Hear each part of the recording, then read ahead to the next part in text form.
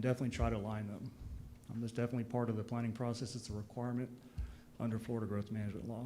Okay, so that kind of explains the timeline in terms of the growth of this community, along with some of the issues with the traffic management on this primary road being diverted to, say, Midge Branch and as well as the Titus Road connector.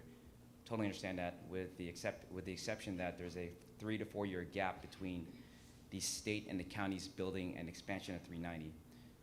What is the impact of, say, things like Cato Road? Because we've noticed a significant impact with Cato Road being bottlenecked as well there in 390, left turns being right turns. Is there a plan there to, say, add a stoplight or some sort of traffic management tool there to also alleviate traffic, say, 2 to 3 years in the midterm? Yeah, so I don't know off the top of my head who owns Cato Road. There's kind of a mixture there of FDOT. So FDOT's plan is a long-range transportation plan. And one of the things that any metropolitan area of 40,000 or more people in the U.S. is required to have a metropolitan planning organization, which does long-range transportation planning for the metro region, with the understanding that traffic crosses municipal boundaries, right? Yep. Trips don't stay within a city, they don't stay within a county, they don't stay within a state. So the whole purpose of the TPO, the LRTP, is to match these projects, which is actually, in a lot of cases, this is actually a really good example with the FDOT projects on 231, the county projects there on Titus Road Connector and Midge Branch Road, and then whatever their developer provides as part of this development that's under review by the city. So this is actually a really good example of the TPO process working. Something very specific like a traffic signal is typically going to be more. So hold on, let me retract the fact that it's a traffic signal. Let's just say, has the TPO already analyzed that outflow as well? Because if this is really a unified effort to determine redistribution of traffic, it's not only just at 390 and 231 connector, right? It's also going to be all the outflows, which is primarily right now Cato Road for a lot of us military members and community members leaving Cato Road. We've already experienced an increase because of new development there on the west side of Cato Road. With the increase of 400 more units, without Titus Road being completed, I can just see that as the really true bottleneck, not necessarily the bottleneck here and the safety issues we have in North Bayhaven. I'm not sure, again, who owns Cato Road or where it would have been in the, what is it? It's a county road? Okay, so we'd have to look to see if there's a project in place or what the level of service is. We measure capacity on a roadway and level of service. So every roadway, depending on its geometry, the number of lanes, the width of the lanes, the speed limit, the number of intersections within a given mile, there's all these factors that go in to determine how much capacity a roadway can handle during the PM peak, which has already been mentioned. Okay. So whatever that number is, there's a number there. It might have capacity right now. If it's projected to fail in the future, then that's when the TPO process or the county planning process triggers the need to start looking at improvements. Okay, so basically no.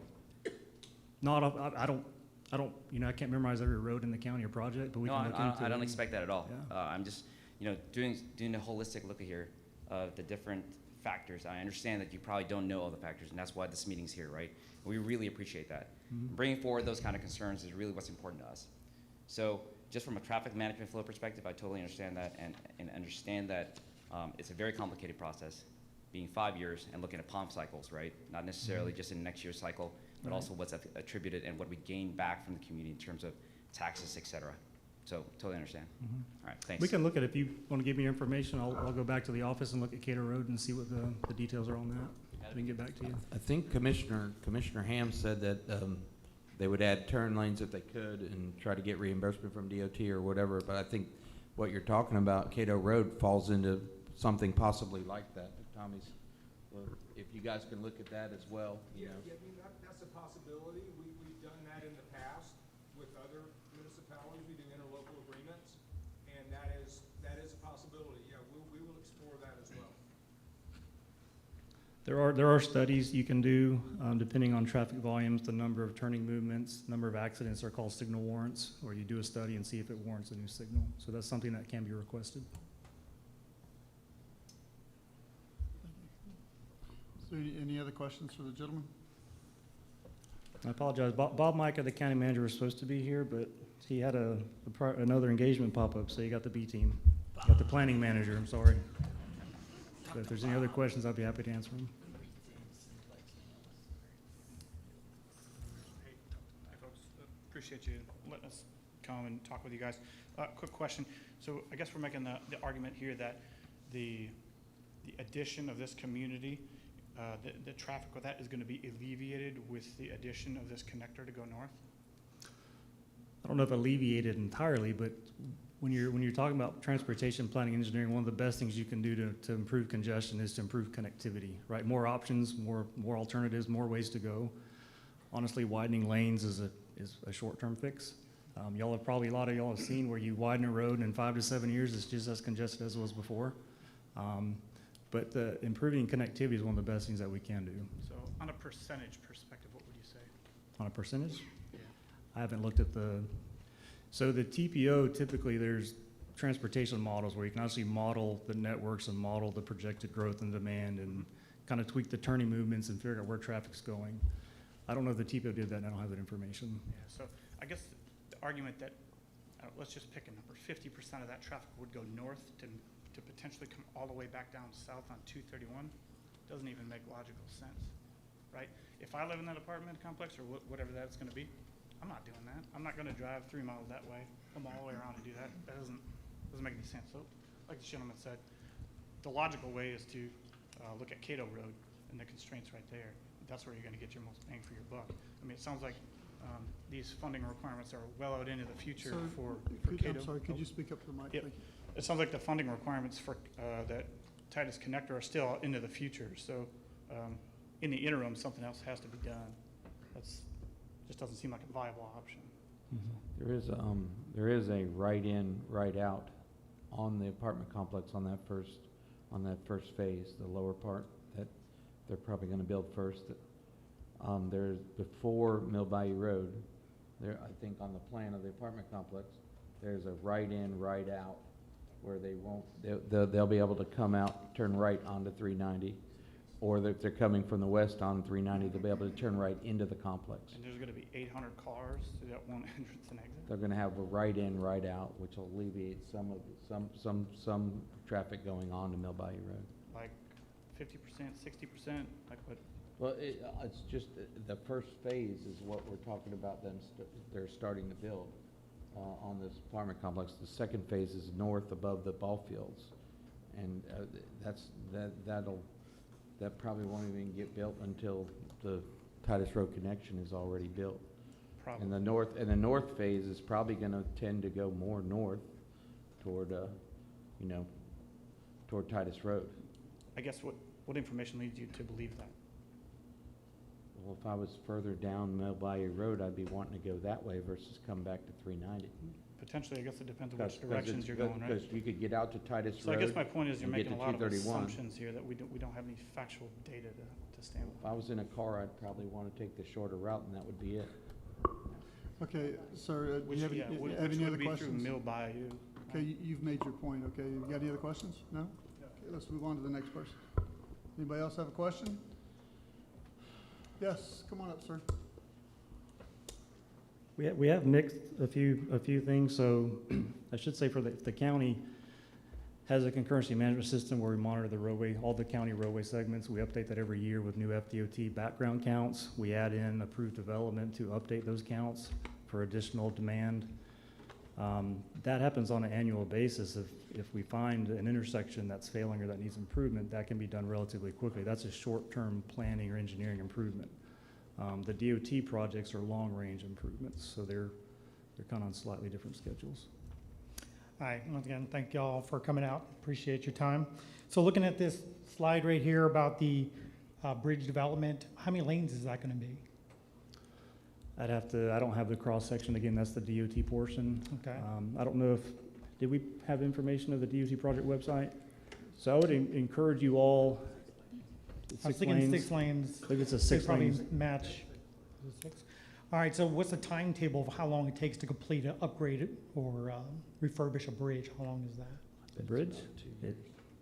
It's probably Yeah, about 2 years. a couple of years. Okay. It's a So what- relatively small one, but a couple of years. Right, it looks small. Yeah, Mhm. I get that. And so how's that traffic going to be, how's that traffic going to be managed throughout that construction for 2 years? So there's within the Florida Green Book and all the standards that Florida DOT does when they do projects, there's maintenance of traffic control, or what it's called is MTC. They will put plans out that redirect the traffic. In some cases, unfortunately, it's a detour. Some cases, they can do a temporary bridge to the side and just skirt people to the side. That's to be determined by them in the future, unfortunately. Okay. I would encourage you all, if you have, since they're not here, northwestfloridaroads.com is the DOT district's website where they list all their projects. If you go to future projects, State Road 390, you can find all the information they have on their project. That's great. Okay. Okay. I'll look into that. One of the things I was looking up online just in preparation for this is that I saw that the FDOT, there was a news story they were talking about congestion on Panama City Beach, and they were talking about that there was this section, I guess they called it conjunction misfunction or something like that. Malfunction junction? Yeah, that's the place. Yeah. So obviously they alleviated that with a bunch of flyovers and things like that, and of course it's gotten much, much better. And then I looked a little further and I saw that they had the DOT back in August of 2018 that they were actually going to do like flyovers and things of that nature, especially with like Mill Bayou.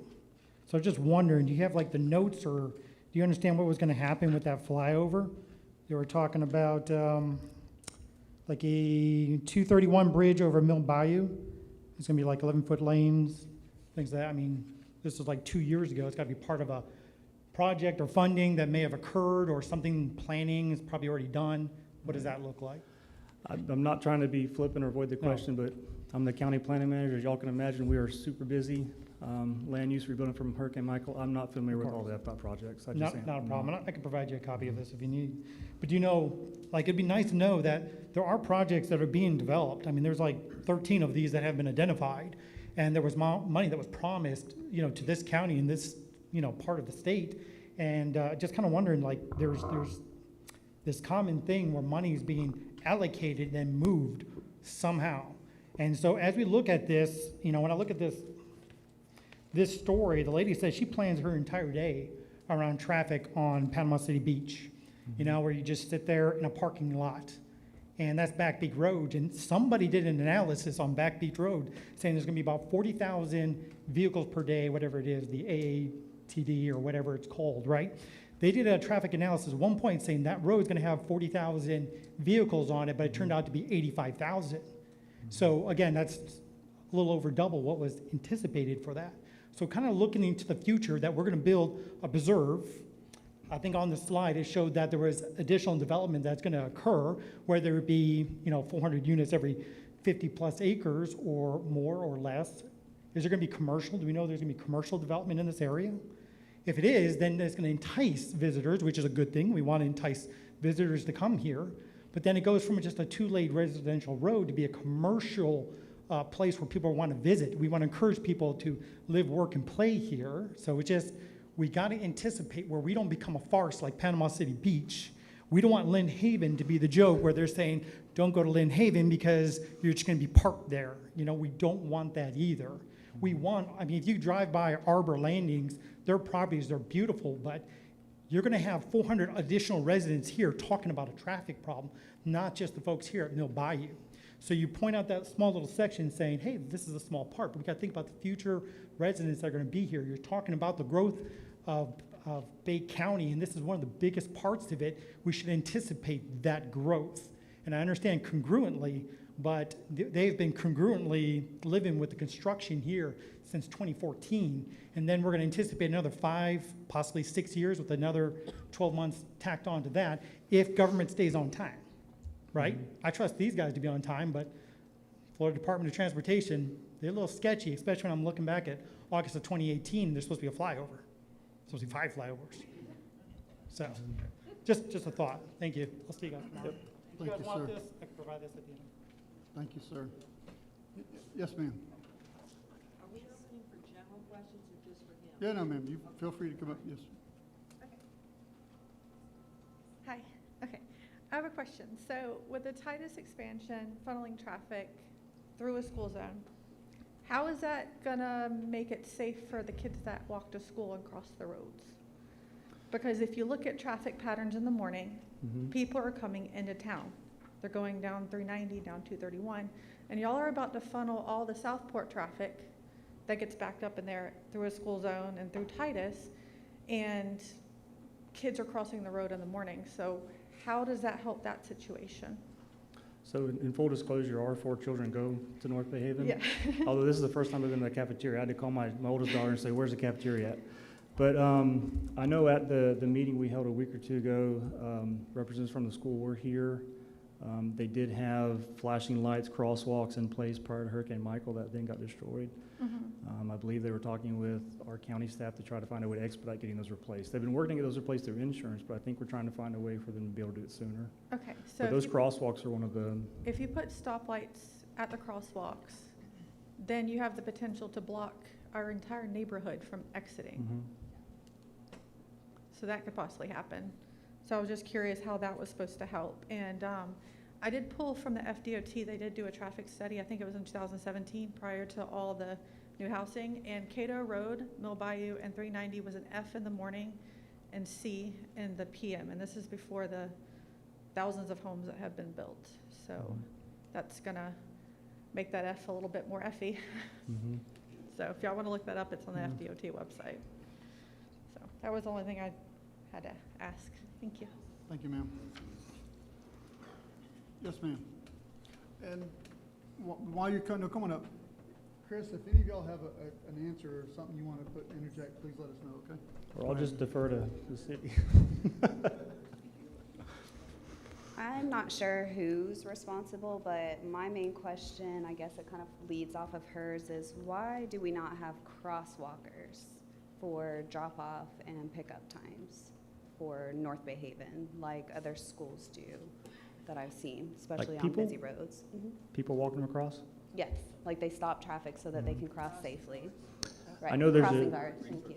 There's a deputy out here in the afternoons. I don't There know about is, the mornings. but she is, well, she's not out here for elementary or middle school, and I've only seen her physically out of her vehicle probably Yeah. about high school time. So, And we do have a lot of elementary, and if we're adding apartments and eventually more, then it's gonna be a lot of younger kids. is there riding anybody from the bikes school that are- here? And I don't want to put Mr. Bollinger on the spot, but I see him back there in the back. Mr. Bollinger, do you have any guidance or any information about the crosswalk guards that you could possibly share? Presently, we don't. We do have the SRD down this crosswalk. We also have administrators at the crosswalk. We closed this one until this week, where we do have the flashing lights up now. But we may not see crossing guard, but we'll see the administrators out there. Mr. Gant, often on the elementary side. We have the other administrators and teachers, so we are adequately covered this particular time. Yes, I've Thank you, seen sir. them over here at the elementary, but I'm speaking of Mill Bayou Boulevard. Yeah. I walk my kids and I've never seen them. We're only using one crosswalk now. Right, the main one. Down there, the SRD is there with their lights flashing and directing traffic. We also have administrators down there every day. Entrance, when they come in and when they leave. Okay. There's no administrators down there. We're all out there every day, and I haven't seen it. So is there anyone you could follow up with that to make sure that's still happening? I will certainly do something. I'd appreciate that. And I had one other maybe simple question.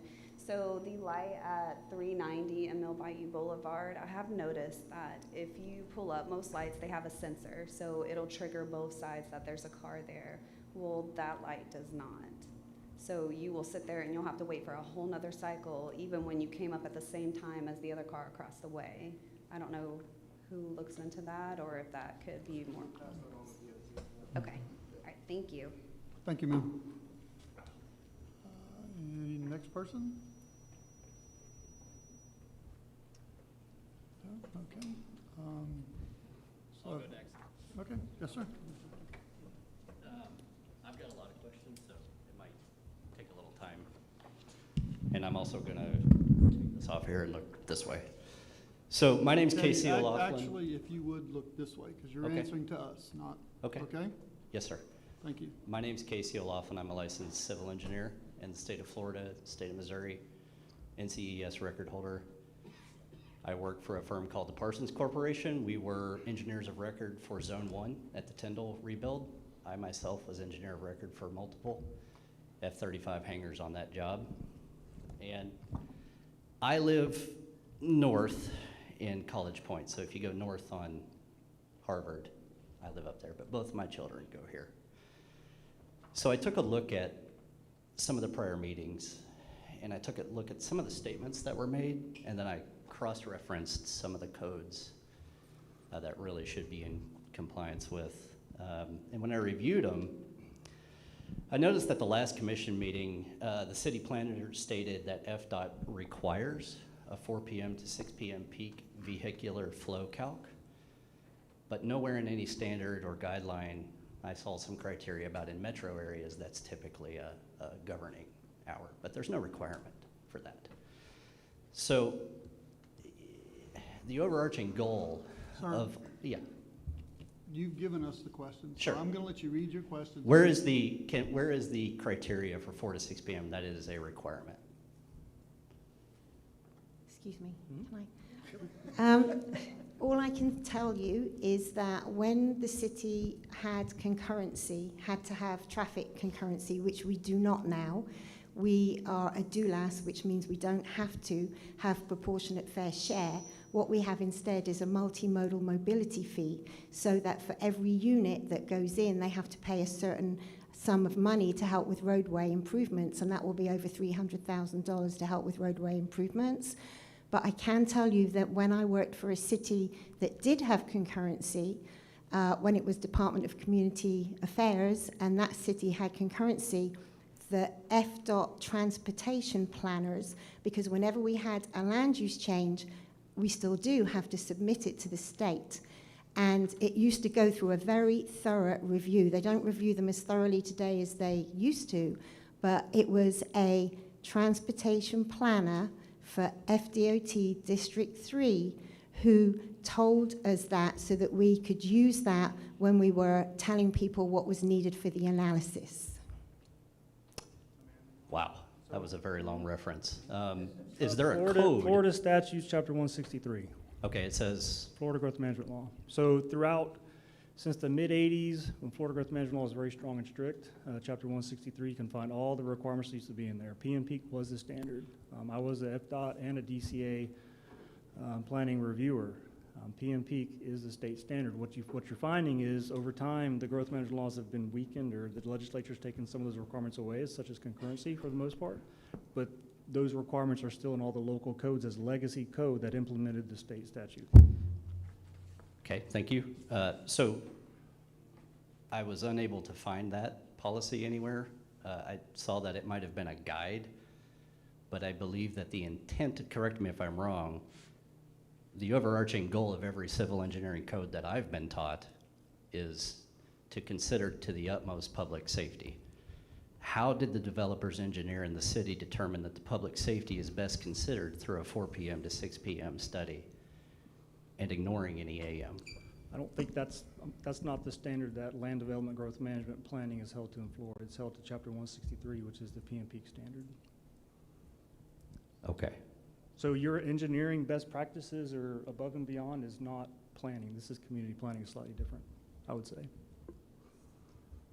So in the comprehensive plan, when it says that you need to adhere to FDOT access management standards, guides, policies, That's access management. That's different than I'm access curious. management is different than roadway capacity.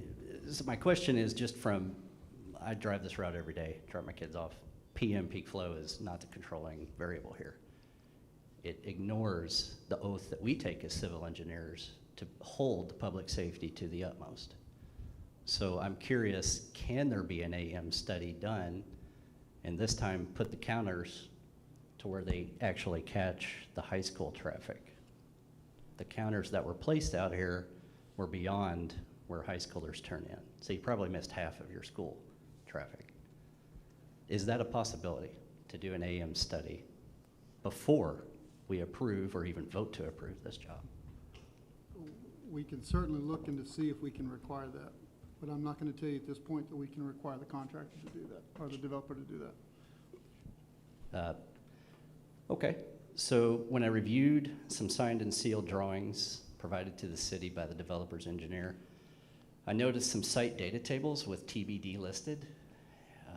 Those drawings were stamped and sealed, and I'm curious if someone from the developer's engineer or the city can explain why some of the parking data is missing on a signed and sealed set of documents? I think that you'll find that to be determined was on the chart when it was stating what the city required on one of the sets of plans, but it did have what the developer was providing, and what the developer is providing is more than the city requires. So when the analysis was done, I looked to see what they're providing, I looked to see what we require, and they're providing more than we require, so. How many spaces are they I providing? can't tell you off the top of my head. I wasn't expecting to come here and be asked that question. Understood. When I reviewed them, it was incomplete data, just for the record. All elements of the city's comprehensive plan must be considered to approve a proposed development project. Is that correct? I'd just like to tell you that I took your comments home over the weekend. I read through them. All of your comments are highlighting certain sections of the comprehensive plan. The comprehensive plan is what is reviewed and has to be met when we apply for a land use amendment. Now, the land use amendment was sent to the state. It's state controlled, just like land use is. Land use is not city controlled. It's the state that has the final say. When it's a large scale, which this one is, the city commission have to transmit it to the state to get permission to even adopt it. So they transmit it to the state reviews it against our comp plan, they have a copy, and then they let the commission know if they have any problems with it. It also goes out to DEP, FDOT, various state agencies. They let the commission know after a 30-day review if the commission can go ahead and adopt or not. They told the commission they could go ahead and adopt it, and the state agencies did not have a problem. I have a letter from FDOT saying that they're fine with it. The commission did adopt it. We then sent it, and we had public hearings at every stage. The commission adopted it. It got sent back to the state because they review it again. And if it's not challenged within 30 days, it becomes effective on the 31st day. When you're looking at the comp plan and you're pulling out sections of the comp plan, they are things that you should have addressed last year when it was future land use map amendment. And there were plenty of people who did come out to those meetings. And I also would like to say that you were selective in what you chose to highlight in the comprehensive plan. You didn't highlight the section that says that the City Commission is required to provide housing for low, medium, and high income people, which means that the City Commission actually has a requirement to provide what people say as low income housing, which this is not, but you didn't highlight that, and you didn't highlight the entire section that deals with Mill Bayou traditional neighborhood development. So Mill Bayou TND is actually in our comp plan, and in 2005 was given permission to have 590 multi-family homes. That's 590 apartments and such, as well as commercial, single-family homes, schools. So what happened was, back then, the developer sold off portions of the land. He sold some for this school here. He gave some to Deer Point Elementary. It was always going to be a mixed-use development. And now, you know, the park, it just so happened that he put the single family in before he put the multifamily in. But he could have put the multifamily in first.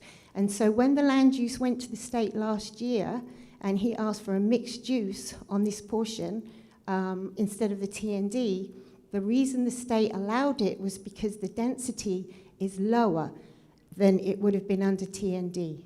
Under mixed use, it's 10 dwelling units per acre. If there's no commercial involved, which there isn't on this portion, under TND it was 20 units per acre. He already had permissions for 590 multifamily units, and he's not building 590, he's building 460, so they were fine with it. I just want to put that out there right now, because you're putting the comp plan those apart. provisions of the comprehensive plan, the reason there was no question regarding those. The only things I highlighted were questions that I had.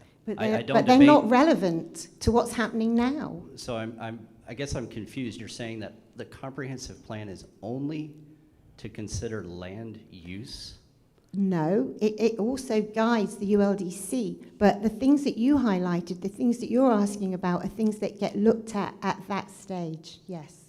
At the land use planning Yes. stage. So it's, I guess where it's confusing is it says a proposed project It is is littered confusing. throughout there. It So is confusing. And when a land use is awarded, when the commissioner told that they can have a land use, let's say a land use like mixed use, there's all sorts of things that someone can put under mixed use. It's mixed use now. They could put a load of commercial out there. Okay, so in the comprehensive plan where it says proposed project shall, they're actually meaning land use change requests. Well, the land use allows for certain projects, certain types of development. It's Yeah. talking about types of development. No, I understand that. But I guess my comprehension of the document is that, yes, you use that to guide your decision on land use, but are you not required to consult that for a proposed project? I think I'm going to, can the attorney answer this? Is that okay?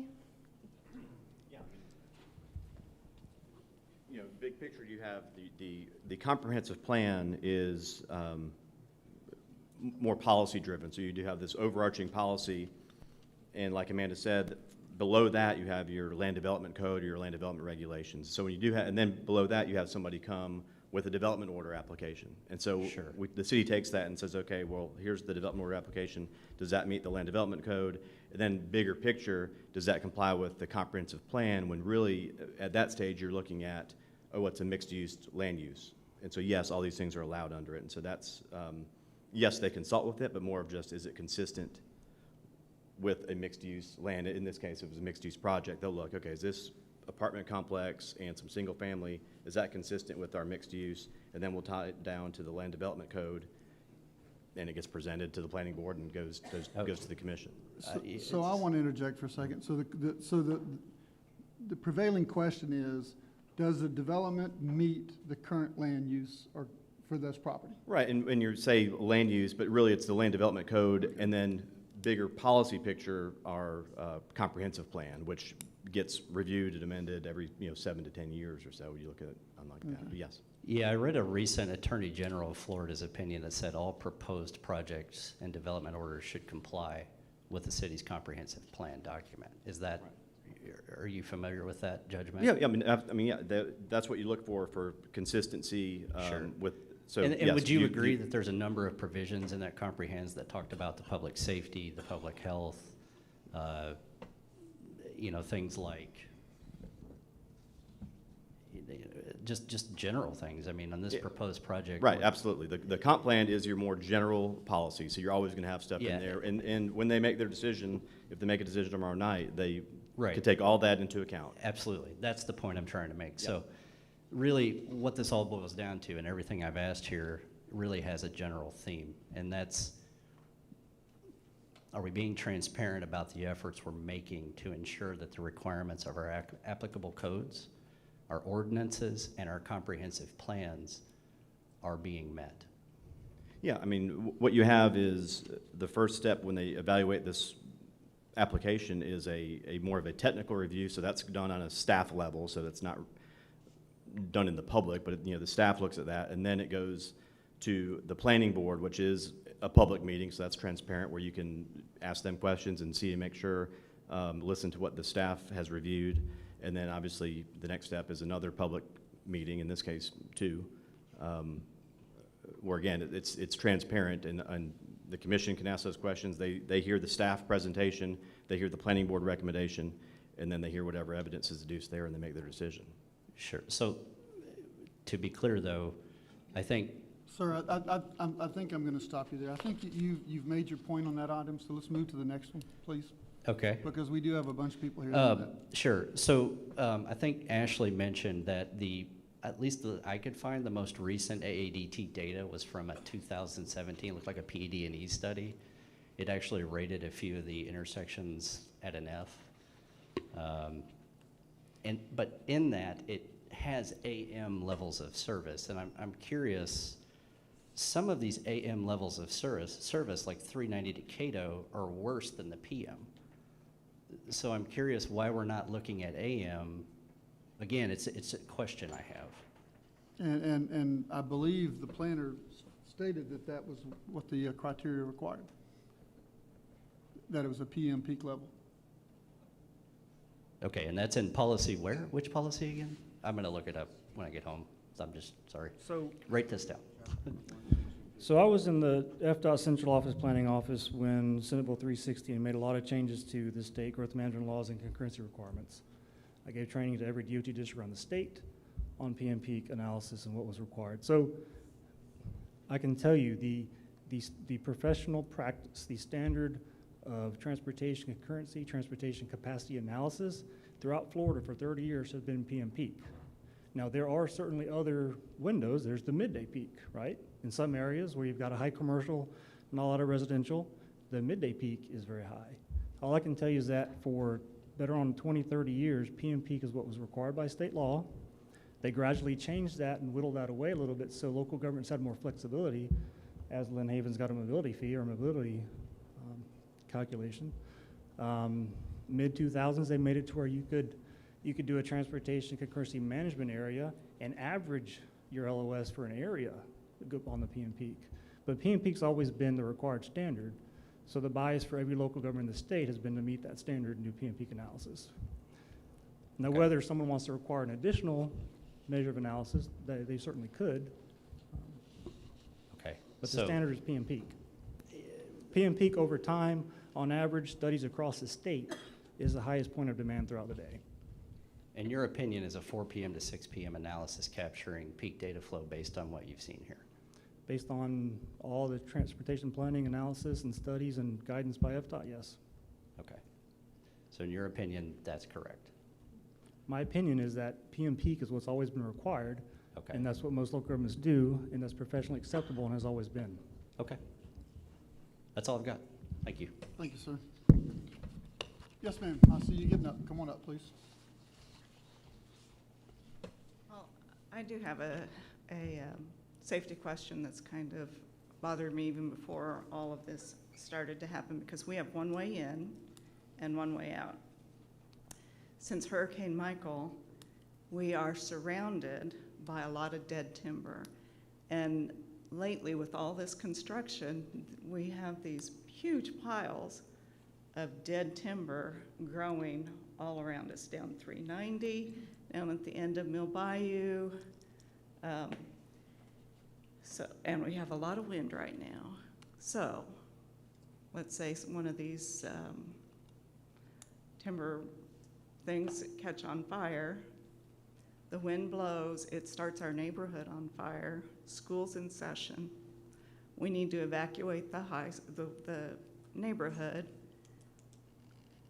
We need to evacuate the school. We need to get fire and ambulances in. We have older people in our neighborhood that are in wheelchairs and walkers.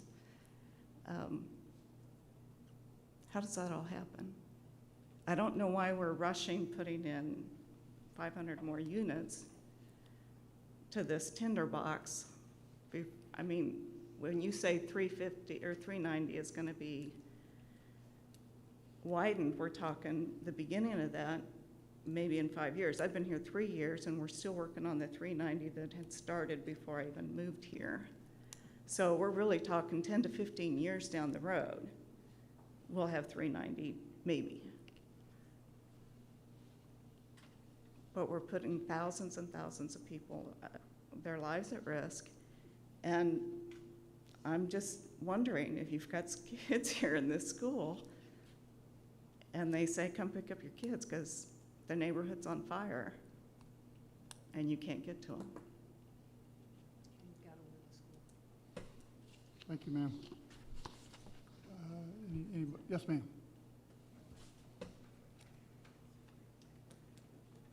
You guys know me, Holly Spring. I've been to all these lovely meetings. You know what I mean? I am not against our development. I've said that. I think the apartment complex will be beautiful. Our concern has always been traffic. And I do feel like we're putting the cart before the horse.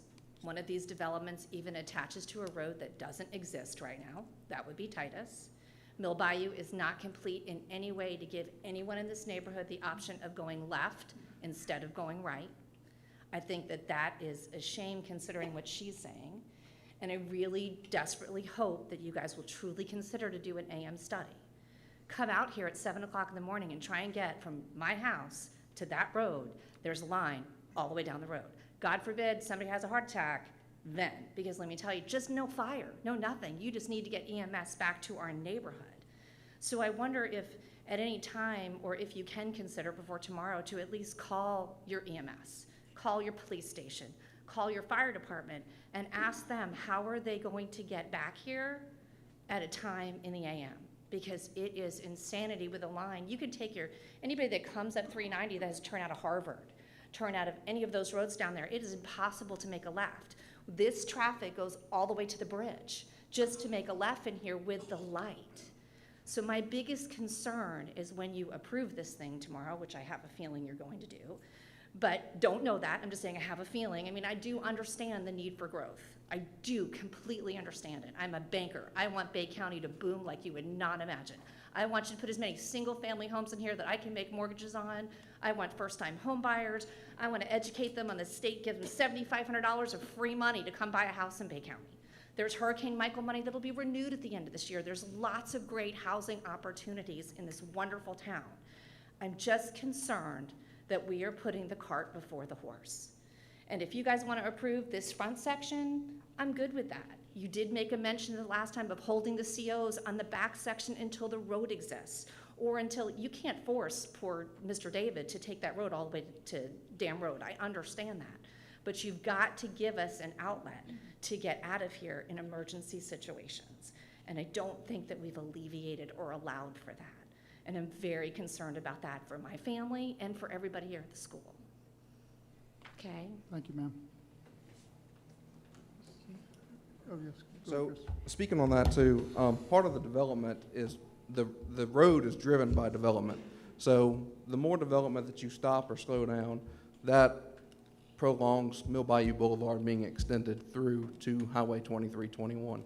So any of this development, as you see in this area growing, is driving that developer closer to his goal of building homes and building that area out for the road to be developed through there. So as you talk about, we need another way in and out, that is on the developer to build that as he goes. So as this area grows, that is coming. So we just want to make sure that's not a city road or a county road being built through there. That's all on the developer as it grows. I've got a quick question before I go back to public commentary. There you are. Do you have a projected time completion for the Midge branch road completion? All I can tell you is that we hope to break ground on both within 12 months. They're 12 fully months? funded, the funding is there, we're just getting through the permits with FDEP and the Corps, and as soon as those permits are secured, we'll start construction. You got the period of construction, you got any estimates on how long it'll take to build once you start? 3, 4, 5 years, it just depends. 3, 4, 5 years. Okay, all right, thank you. Yes, ma'am. Hi, my name is Susan Long, and I live in Mill Bayou. Apartment complex, I know we need housing. My biggest concern is the traffic, of course. And all of your plans for the highways, 390, everything is wonderful. I don't disagree with any of it. But what I do want to add is that it's not going to help us on Mill Bayou Boulevard. None of it. None of it will help the traffic in front of this school every morning, especially if you start dumping that apartment complex into the school zone. My personal biggest pet peeve is that entrance right up front. I don't know why the apartment can't have 2 entrances on 390. I have yet to see a safety report that entrance meets DOT standards for sight distance. It's got a 40-foot hill and it's on a curve. I have yet to see anybody address that. I probably wouldn't be here except for that. Okay, now we are going to have additional traffic coming in the other end, and I am worried about the bridge, the capacity on the bridge, because once you increase the average daily traffic on the bridge, you quickly go to obsolete. The Ming branch, I hate to tell you, but we don't want that either. Everything that you do is bringing people to this light, because until 390 is 6-laned, which might be 20 years. I might be dead by then. Probably will be at the rate they're doing the intersection downtown. Anyway, now I just lost my train of thought because Mayor Russell was laughing at me. Well, you made me laugh. Okay, I'm sorry about that, ma'am. We just really need to look at the safety issue for the kids. Why can't Pipeline Road be the service road for the apartment complex? I know there's water utilities in there, but Pipeline runs all the way to Deer Point Elementary and into the Dam Road. Why are we doing this? The Ming Branch, all of the other plans that you have are going to make the problem in front of the school worse. So what I'm asking you to please consider putting the road at Pipeline with no entrances into the school zone, and certainly, please get rid of the entrance up front. Have you looked at it? Did you look at it? I've been emailing y'all like crazy. Did you look at it? What do you think? A 40-foot hill. Take me about 2 years of driving lessons to figure out that's not safe. Does anybody have an answer for that? No, thank you very much. Let's get rid of it, please. I believe I saw you with your hand up.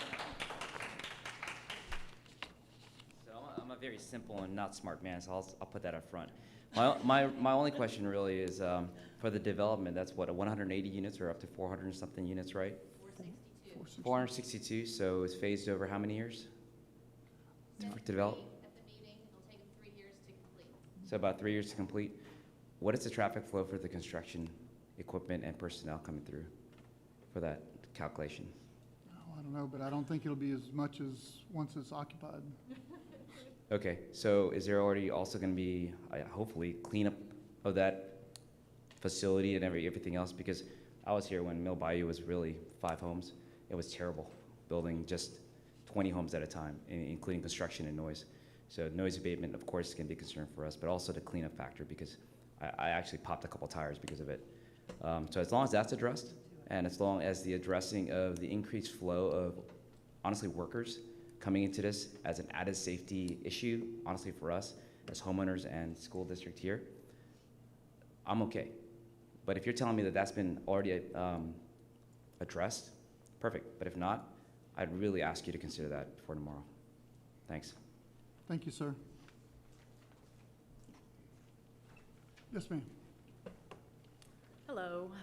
I appreciate the brief. That was very helpful visual aids. However, I would like to have seen a timeline of all those overlap each other so I can as a resident, understand who I can go to be like, okay, where's this project at? To hold accountability to the county, to the state, and to the city, because I will email whoever I need to email. I know I've emailed you all multiple times, so I'm not afraid to do that.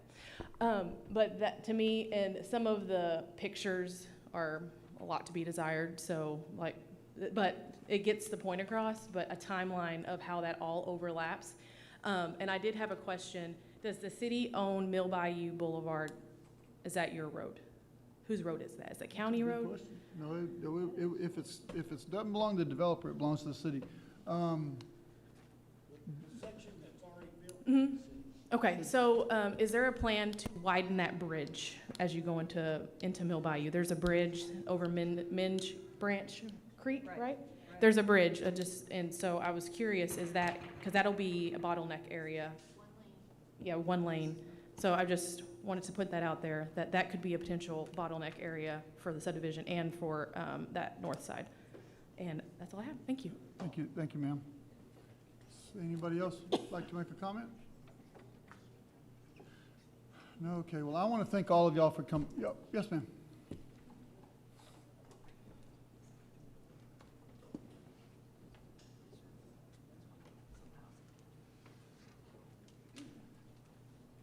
Thank you. My name is Laurie Ubowski. I live in Mill Bayou, right here. I was trying to decide which questions to ask first, and I know you've listened to me before, and I appreciate this opportunity here. I have so many, but one concern I have is that we're doing this workshop tomorrow, and we're doing this workshop today, and you're voting tomorrow. And there's clearly a lot of things that have been raised, questions that have been raised, and questions that have been unanswered. Do you think it's a little hasty to vote on this tomorrow, would be my question, one of my questions. You know, ma'am, as the mayor pro tem, I'm not generally the one that makes motions, but, you know, that'll be a decision for the commission tomorrow. You know, one of the commissioners, if they want to postpone it, they can, you know, certainly make a motion to postpone the vote or to call the vote. Okay. And I didn't catch his name because I was a little bit late because of work, but in the white shirt was... Oh, he's the county planner. County planner, okay. So you were asked, you know, what your opinion was as far as like, is the evening study acceptable in your opinion? So what I'll say to clarify, the state law required PM peak analysis for 20 plus years. Okay, so that's what most local governments, when they have in their LDRs to implement the state law, that's what they have still, unless they changed it. And your opinion represents the city land use and I'm the county planning manager. County, okay. So what I can say is it's perfectly acceptable for a local government to require a PM peak study. That's not to say another period couldn't be done. okay, so the question that I think I really wanted to hear you answer was, in your opinion, is that acceptable? Not what the study requires or what the P and the other acronym letters require. I mean, I don't know all the vocabulary and all that stuff, but I do know when things don't quite seem right. So in your opinion, is that acceptable? So what To exclude the morning study? For the purpose of people's safety, for making sure due diligence is done, for making sure that tomorrow they don't vote this in approval and then someday have to live with the decision that someone got ran over because we didn't do an AM study. We didn't take our time to do that. Before he answers, ma'am, I'd like to point out that it's Tim, correct, sir? He is here to help the city of Lynn Haven make the decision. I don't think it's appropriate to put him on the spot to make a personal opinion. While you may value his opinion, this city is the one that makes the decision, and I don't feel like it's... I think I was asking for a professional opinion. Yeah, well, being that he is with the county, I'm not so sure that that's an appropriate thing to ask the county to answer, ma'am.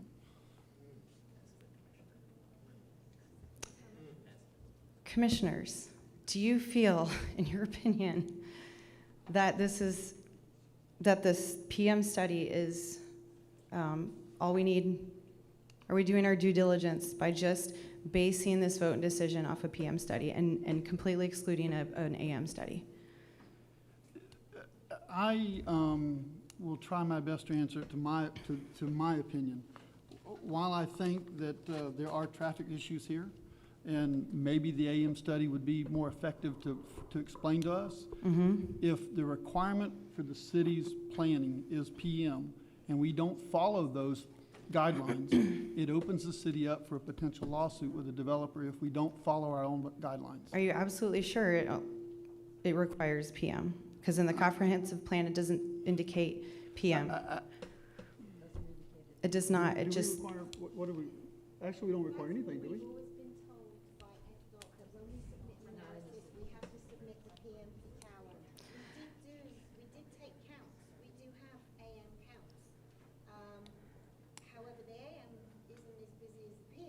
That is incorrect. That is incorrect.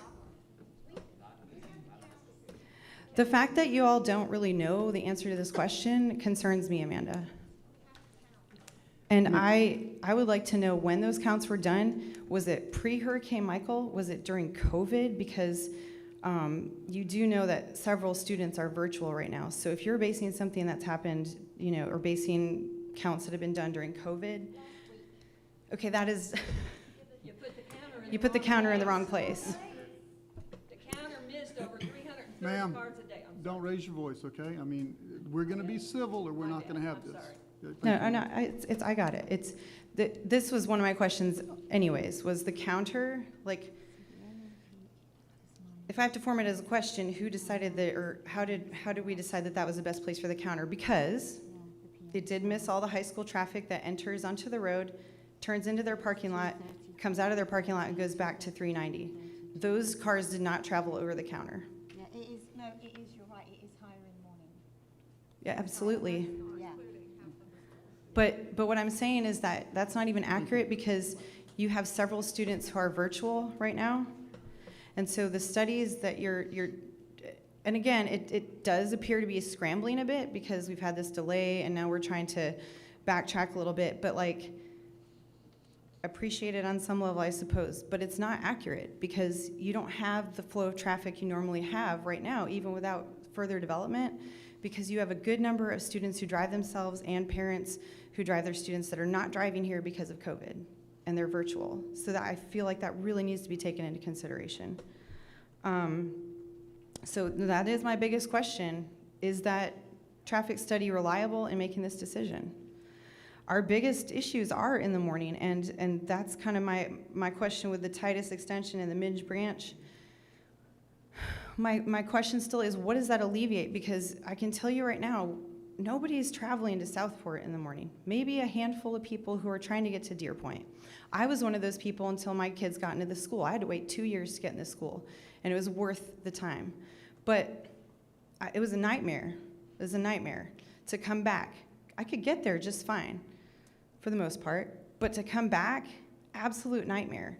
So if I had any other way to get there, I would skip, even if I wasn't coming home, if I was going to work, I would skip all that mess, the dam road 2321 to 231, because there's no safe way to quickly get onto 231, because there's no lane for that to go right to 390. So everybody is trying to get here in the morning. They're not trying to go that way. So we're not helping the peak hours that we need help. They're gonna drive all that traffic, they're gonna take the light. We're the only light on 390 for, I don't know how long, 389, or transmitter, and then 389. So that's not alleviating, and then also, I wanna know how I'm gonna get out of my neighborhood, to be honest, when they start backing up here, and like, I know Mr. Bollinger mentioned that we have an SRD right there, but I can tell you what, there are many times in the morning, my kids have 3 different drop-off times. Sometimes I have to drive them because it rains. There's not always an SRD there, and I've been told by somebody official at school in the past years, like if that SRD has to be called out for something else, they have to go. So if somebody gets called out and then we have all this traffic coming through, what are we supposed to do? And then it gets backed up there, and I'm talking about, you know, that right there where the parking lot comes in, they come to the loop this way, we go back to Mill Bayou, right before the bridge. There's 1 lane on the other side of the bridge for both directions. So the Midge branch is further north of that. I'm trying to make this make sense to everybody who's listening.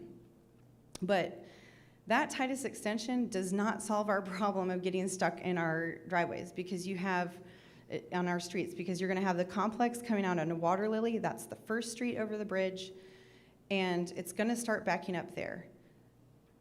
Titus doesn't help anybody who wants to go towards the school or towards town.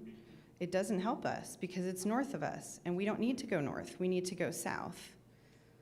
And I would be willing to bet most of the people living in the higher income new complexes are not gonna be going north to work. They're gonna be going south to work.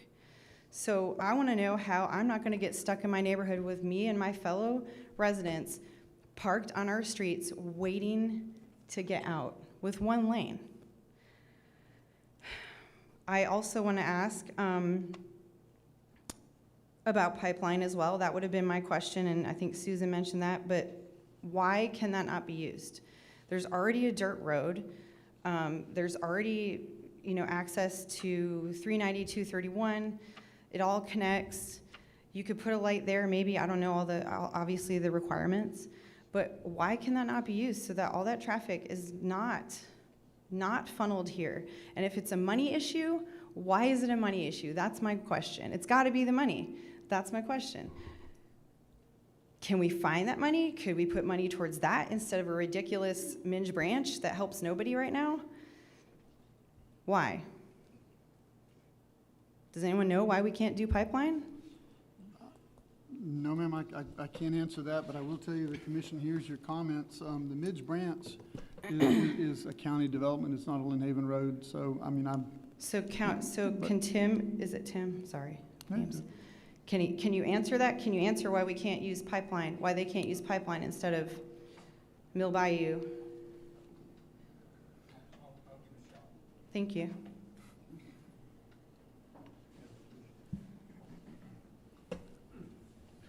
this Midge Branch Road was an idea that started in the 90s.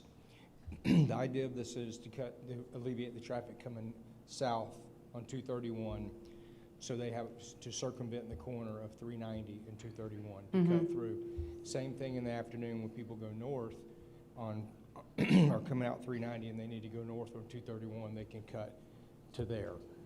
So that was well before the school plans for a school were here, right? Well, the thought about the Midge Branch Road it's not nothing new. It's been around for a long time. It's just now coming to fruition because we do have the money now to do it. Okay, but that was before the school was planned to be here. Yes.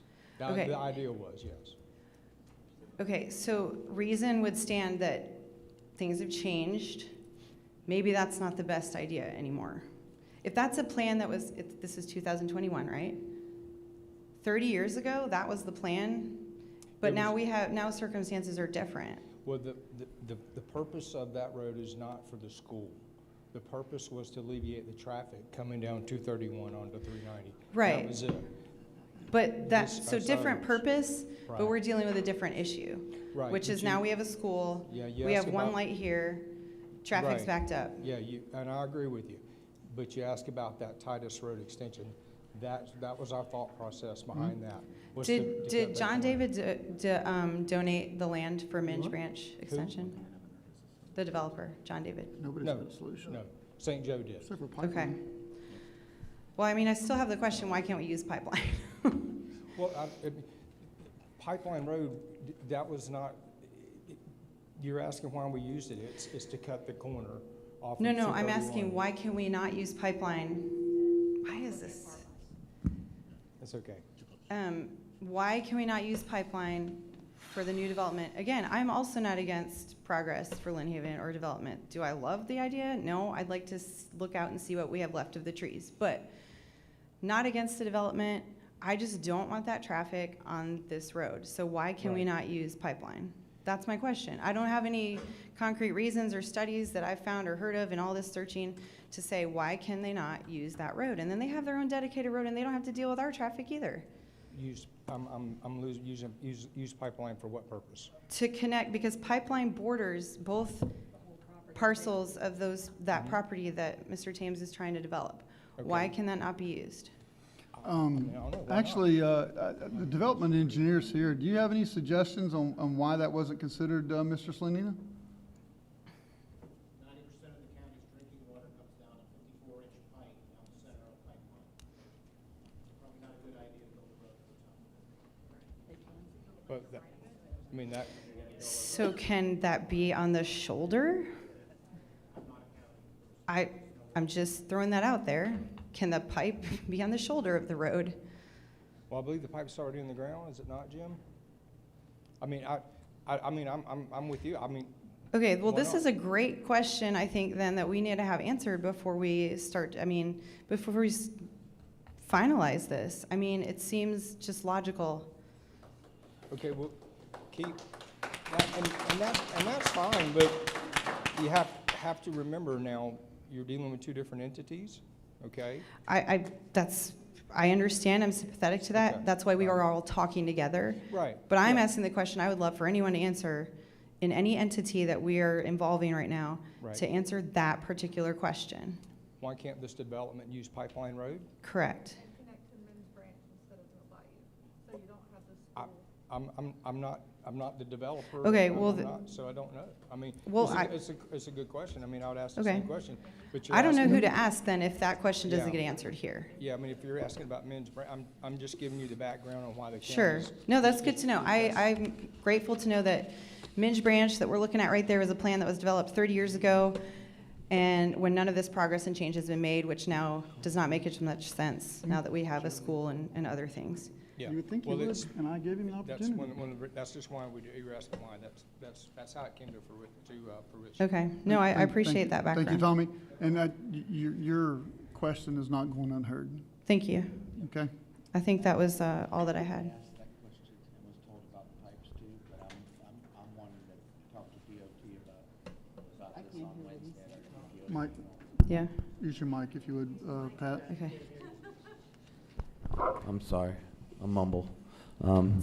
I asked that question, the same question I asked it of our city engineer, and I was explained about the pipes running on the road, that it's not, it's a straight shot, and it looks like it would alleviate everything we're talking exactly. about.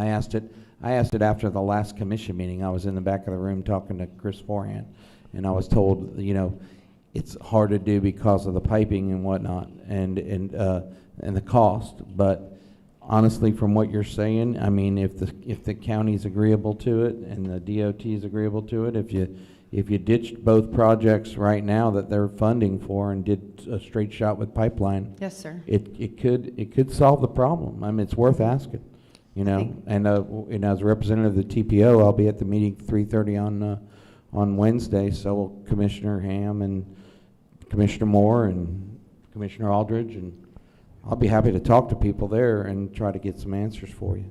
I do appreciate that, and I do want to say, and this, I don't have any questions left, but I do want to say that, you know, and you said it's hard, or that was the answer that you got. It's hard to do that, or maybe it costs They were too looking much. they were looking at additional costs to the projects that they're doing, but it sounds Yeah. like if we put something on hold and, you know, we got the money in our pocket to do one thing that may not be functional for what you guys are asking about. You know, and you know, nothing's done, you know, and that's why we're here. But let's ask for the best scenario for everybody, and that's the first thing I asked after the meeting on the last commission meeting. I went straight to the back of the room and talked to the city engineer, but I was told no because you know, there's other funding and that would be more funding. But you know, I mean, I'm not against coming with you guys in mind to other people who should have been here tonight. FDOT should have been here tonight, but you know, That's unfortunate. it's unfortunate because I'm going to tell them about all the faces I saw in the room today. You know, especially after they pulled the project out of the work program to begin with on 390, that would have helped. So, well, thank you. For a road to nowhere on 388 that they're funding, you know, they did the same thing to the folks on Back Beach Road too. So, I'm not against y'all, man. I'm up here. You know, and I see what y'all are going through, and I've said it.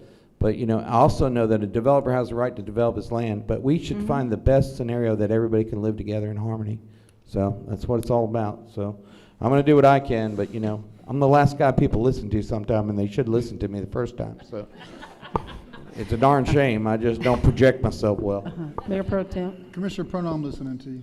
I know, buddy. I know you are, Danny. Well, thank you, and I do hope, and I know that you are listening, and that's why we're here, because clearly this is a sign of you listening.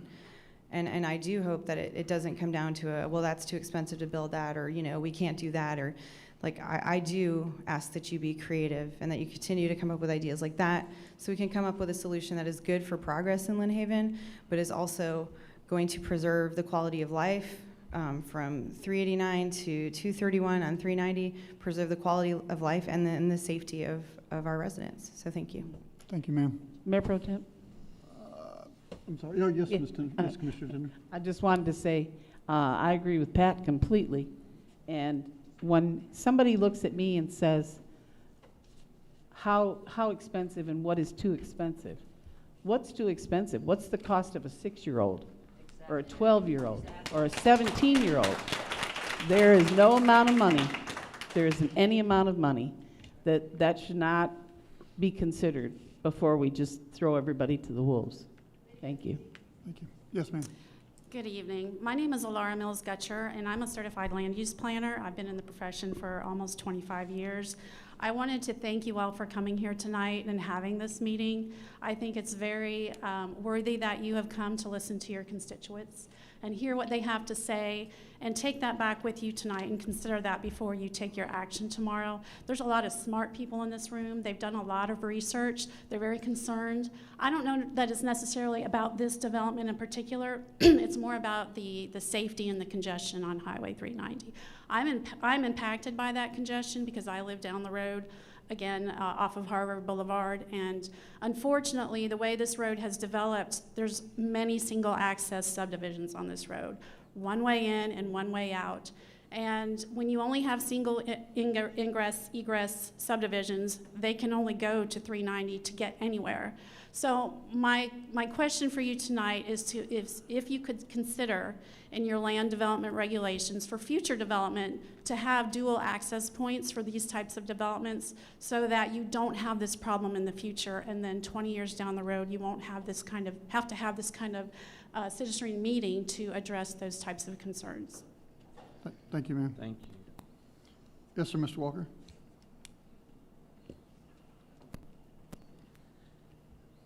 I enjoy Lynn Haven's attitude on one way in, one way out. You've got that all the time, every one of them.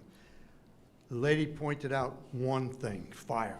That's not the only thing. And the last run around, I pointed out the worst one. When you get a lockdown, nobody's going anywhere. Number two, you challenged or asked the city manager, city engineer, to look into exactly what that lady said. She brought it up. You asked him to do it. Did you get a report from him? You were right on the right track. There has to be an alternate way here. She brought it up very eloquently. Our city engineer was asked to do that. Did you get that report for tomorrow on your decision? Remember, one way in, one way out. You got to stop thinking of that. Thank you, sir. Anybody else have any comments or anything? No? Well, I want to thank all of y'all for coming out this evening. You've given me a lot to think about. I assure you that it'll be a sleepless night trying to figure out how to move forward with this. But before we close, I want to see if any commissioners have anything they would like to say in closing. None? City manager, anything? Nope. I do. There's a TPO meeting Wednesday at 3:30 at the City Transit Authority, and it's a very small place, but there's a big window, and if y'all want to come and stand outside, I'll be happy to point at every one of your faces so they can see when we ask for the alternative route to be built. What time? 3:30. Give us an address. Yes, Yeah, it's.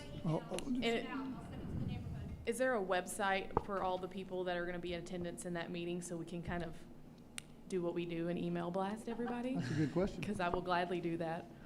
I get the emails.